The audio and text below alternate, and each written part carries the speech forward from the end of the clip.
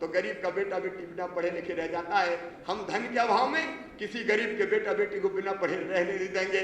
और इसलिए पहली क्लास स्कॉलरशिप, और ये स्कॉलरशिप जो सामान्य निर्धन वर्ग के बेटे बेटी हैं उनको देने का भी काम करते हैं। एक बार एक बच्चे ने बड़ी मासूमियत से कहा, ब्राह्मण परिवार में जन्म लिया था, उसका मेरा अपराध क्या है, मुझे स्कॉलरशिप क्यों नहीं, मैं भी तो गरीब हूं। तब से मध्य प्रदेश में सामान्य निर्धन वर्ग आयोग बना के सामान्य निर्धन वर्ग के भी 13 लाख विद्यार्थियों को पहली क्लास से स्कॉलरशिप देने का काम करता है। तो मध्य प्रदेश की भारतीय जनता पार्टी का शासन करता है। और केवल इतने ही नहीं, SC ST की स्कॉलरशिप अलग देते हैं, मजदूर की अलग मिलेगी, SC ST की अलग मिलेगी, OBC की अलग मिलेगी। ये नहीं कि एक दे दी तो दूसरी बंद करने का काम किया। मध्य प्रदेश में बचपन से मैं देखता था, अगर कोई मजदूर बहन बेटा बेटी को जन्म देती थी तो एक हफ्ते भी आराम नहीं करती थी। बेटा बेटी को जन्म देने के दिन तक कई बार मजदूरी करती थी, और बाद में बेटा बेटी को जन्म दिया, 4-5 दिन का हुआ और अपनी फटी साड़ी का टुकड़ा अपने माथे पे बांध के मजदूरी करने जाती थी। बेटा बेटी को खेत की मेड़ पर रख देती थी, दिन दिन भर मजदूरी करती थी। और तब मैं बचपन में ये सोचता था कि काश क्या कभी ऐसा दिन भी आएगा कि इस बहन को भी बेटा बेटी को जन्म देने के बाद महीना 2 महीना आराम करने का अवसर मिल जाए। बहन और भाइयों, वो सपना हमने साकार किया और हमने तय कर दिया कि मध्य प्रदेश में कोई भी मजदूर परिवार में अगर बेटा बेटी को कोई बहन जन्म देगी तो 1.5 महीने की छुट्टी, 1.5 महीने की मजदूरी भारतीय जनता पार्टी की सरकार उसके घर पहुंचाती है 7,000 रुपए, और कहती बहन घर आराम कर, बेटा बेटी को पालने का काम कर।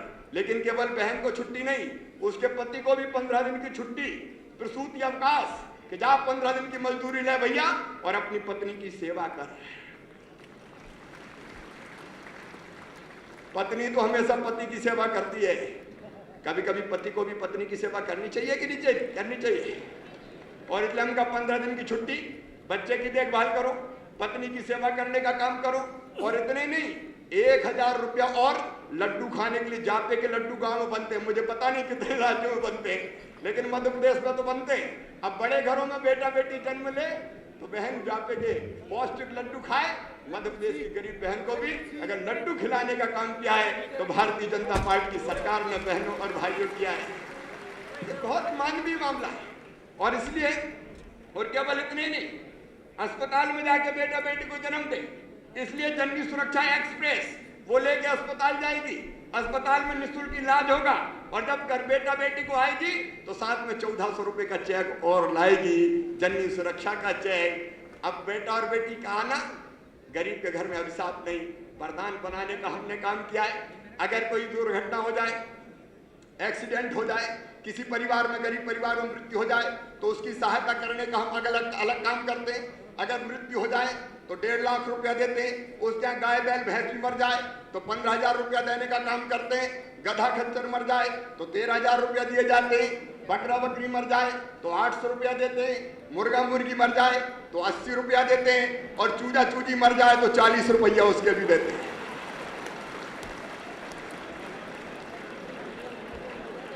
अरे गरीब के लिए तो चूजा चूजी का भी, अगर नुकसान हो तो कम से कम गरीब को उसकी भरपाई हो जाए तो उसकी जिंदगी आसान हो जाएगी, उसका रास्ता सरल हो जाएगा। गरीबों के लिए बहनों और भाइयों, इलाज एक समस्या है। अगर बीमार हो जाए तो कहाँ जाए, मुझे कहते हुए प्रसन्नता है। गुजरात की सरकार ने, कर्नाटक की सरकार ने, छत्तीसगढ़ की सरकार ने, गोवा की सरकार ने गरीबों के इलाज की अनेकों योजना बनाई है। छत्तीसगढ़ में स्मार्ट कार्ड की बात कल रमन सिंह जी कह रहे थे। मध्य प्रदेश में दीनदयाल अंत्योदय उपचार योजना हमने बनाई है। 30,000 रुपए तक का इलाज सरकारी अस्पतालों में निःशुल्क होगा। लेकिन अब तो एक योजना हमने और बना दी है कि सरकारी अस्पताल में कोई भी जाए, अमीर तो जाते नहीं है, अमीर तो जाते हैं प्राइवेट अस्पतालों में। सरकारी अस्पताल में जो कोई भी जाएगा उसकी दवाइयां जितनी भी लगेगी, पहले तो डॉक्टर एक पर्चा लिख देते थे कि जाओ मेडिकल स्टोर से दवाई खरीद लाओ। गरीब आदमी जाता था तो पता चला 1,000 रुपए 500 रुपए मेडिकल का बिल हो जाता था। अब बहनों और भाइयों, मध्य प्रदेश में हमने लागू की है सरदार वल्लभ भाई पटेल निःशुल्क औषधि वितरण योजना। अब एक नया पैसा किसी गरीब का नहीं लगेगा। सरकारी अस्पताल में जो जाएगा वो निःशुल्क सारी दवाइयां पाएगा, उसकी पूरी व्यवस्था की है। और कोई दवाई अगर अस्पताल में नहीं हुई तो सरकार खरीद के देगी, मेडिकल स्टोर पे जाएगा, अधिकृत कर दिए, दवाई का पैसा नहीं लगेगा। और फिर ब्लड टेस्ट और यूरिन टेस्ट, पता नहीं कौन कौन से टेस्ट, पैथोलॉजी टेस्ट भी जितने होंगे अब मध्य प्रदेश में फ्री होंगे, निःशुल्क होंगे। सरकारी अस्पताल में एक नया पैसा नहीं लगेगा। गरीब के इलाज की व्यवस्था हो जाए। कैंसर हो गया, ब्रेन ट्यूमर हो गया, किडनी खराब हो गई, लोग तड़प तड़प के मर जाते थे।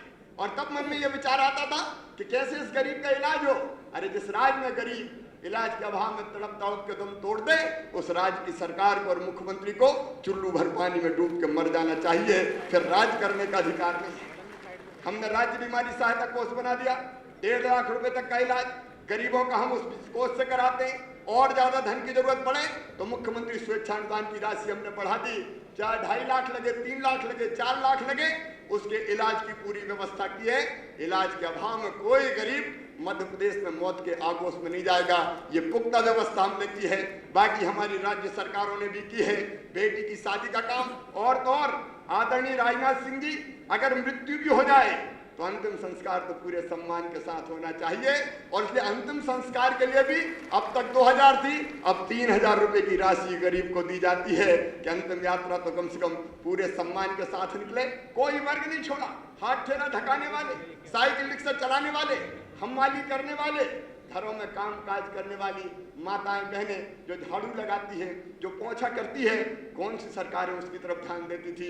पंडित दीनदयाल उपाध्याय के मूल मंत्र पर चलने वाली ये भारतीय जनता पार्टी की सरकारें।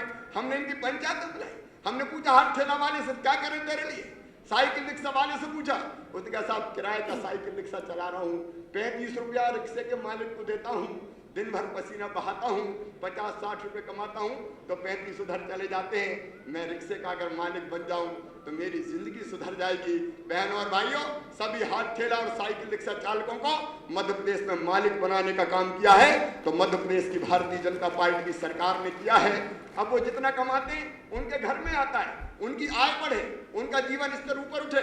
झाड़ू पोछा और बर्तन करने वाली बहनों को अब हम ट्रेनिंग स्किल्ड बनाने का काम कर रहे हैं, ट्रेनिंग दे रहे हैं ताकि अच्छा काम करके वो और ज्यादा आमदनी उसके ऊपर बढ़ सके। केवल बांटने का काम नहीं, आमदनी बढ़ाने का काम, उसका हमने अभियान चलाया हुआ है। स्ट्रीट वेंडर, सड़कों पे जो फुटपाथ पे धंधा करते हैं, हर कोई आके उनको धक्का मार जाता है। पुलिस वाला आया, डंडा हिलाया, इधर से हटा के उधर बिठा दिया। कोई हाथ ठेला पे सब्जी बेच रहा है, यहाँ से हटा के वहां भगा दिया।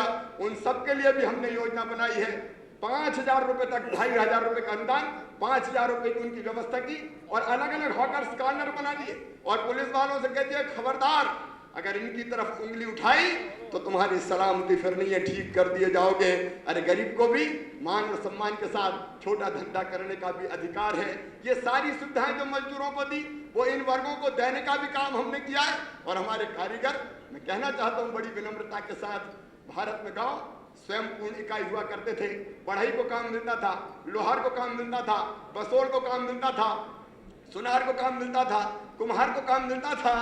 मैंने अटल जी का एक भाषण सुना था बचपन में, जिसमें उन्होंने कहा था कि टाटा तो सबसे बड़े फावड़ी कहती बनाने वाले हो गए और बाटा जूता बनाने का काम कर रहे हैं, तो नौजवान को घाटा हो रहा है। लेकिन माननीय अध्यक्ष जी, मैं बताना चाहता हूँ इन कारीगरों को फिर से हम स्किल्ड बना रहे हैं, इनकी पंचायत में बुला रहे हैं और अलग अलग पंचायत में बुला के इन सब ने पूछा क्या करें।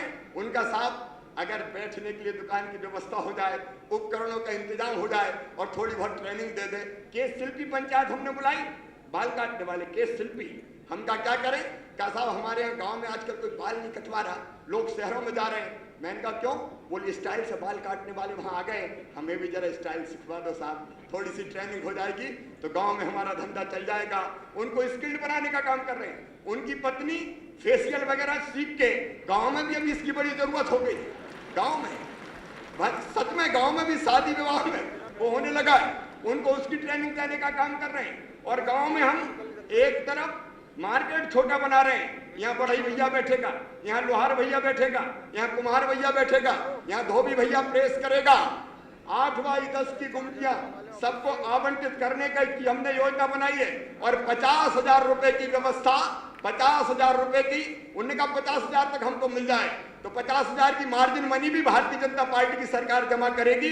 मार्जिन मनी हम जमा करेंगे, 5 साल तक 5% ब्याज सब्सिडी भी हम देंगे और उसका धंधा जमवाएंगे। अब बढ़ई लोहार कुम्हार बेरोजगार नहीं रहेगा, वो गांव में ही काम पाएगा। और हम ऐसे 53,000 गांव में कम से कम 5 लाख लोगों को काम से लगाने का काम आदरणीय अध्यक्ष महोदय करेंगे। उनकी जिंदगी बदलने का काम मध्य प्रदेश में करने का ये प्रयास हमने किया है। नौजवानों के लिए मुख्यमंत्री युवा स्वरोजगार योजना, अभी 24 घंटे बिजली केवल इसलिए हम थोड़ी दे रहे हैं कि ट्यूबलाइट जल जाए और बल्ब जल जाए, इसलिए बहनों और भाइयों कि मध्य प्रदेश की पूरी इकोनॉमी को हम वाइब्रेंट करना चाहते हैं। लघु उद्योगों का जाल, कुटीर उद्योगों का जाल छोटी पूंजी में शुरू हो जाते हैं, कम जमीन पर शुरू हो जाते हैं, पूरे मध्य प्रदेश में बिछाया जाएगा। एक तरफ बड़े उद्योग आ रहे हैं, हर बड़ा घराना आज मध्य प्रदेश की धरती पर आ रहा है। पंजाब से टेक्सटाइल यूनिट्स मध्य प्रदेश की तरफ आ रही है, टीसीएस मध्य प्रदेश में आ रही है, इन्फोसिस मध्य प्रदेश में आ रही है, पावर प्लांट हमारे यहाँ लग रहे हैं। लेकिन जब तक लघु और कुटीर उद्योग नहीं लगेंगे तब तक काम चलेगा नहीं। उनका हम जाल फैलाना चाहते हैं। हमने अपने नौजवानों से कहा तुम आगे बढ़ो, तुम्हें क्षमता है, प्रतिभा है, योग्यता है, जरा रिस्क लो। गुजरात की तरह माननीय मोदी जी मध्य प्रदेश वाले जरा रिस्क कम लेते थे। अरे हम कहा आगे बढ़ो, तुम में क्या कमी है? उनका साथ आगे तो बढ़ जाए, अपना छोटा मोटा उद्योग तो लगा लें, लेकिन पैसा कहाँ से आएगा? हमका टाटा बिरला अंबानी के पास कहाँ से आता है? कहले वो तो बैंकों से उठा लेते हैं। हम कहा तुम भी बैंकों में चले जाओ। कहा साहब बैंक हमें पैसा नहीं देते। बैंक कहते हैं कि पैसा दें कैसे, पहले गारंटी लाओ। हमारी गारंटी कौन लेगा? तो मैंने कहा तुम्हारी गारंटी मामा शिवराज सिंह चौहान लेगा, भारतीय जनता पार्टी की सरकार लेगी। एक अभिनव योजना हमने बनाई है कि 25 लाख तक का जिसको उद्योग शुरू करना है उसकी गारंटी मध्य प्रदेश की भारतीय जनता पार्टी की सरकार लेगी। अगर ये वापस नहीं कर पाए तो हम वापस करेंगे। 5 साल तक 5% ब्याज सब्सिडी भी देंगे और हर साल 1 लाख नौजवान, और ऐसे 5 साल में 5 लाख नौजवानों से 5 लाख लघु और कुटीर उद्योग मध्य प्रदेश की धरती के पर लगवाने का काम भारतीय जनता पार्टी की सरकार करेगी। बहनों और भाइयों,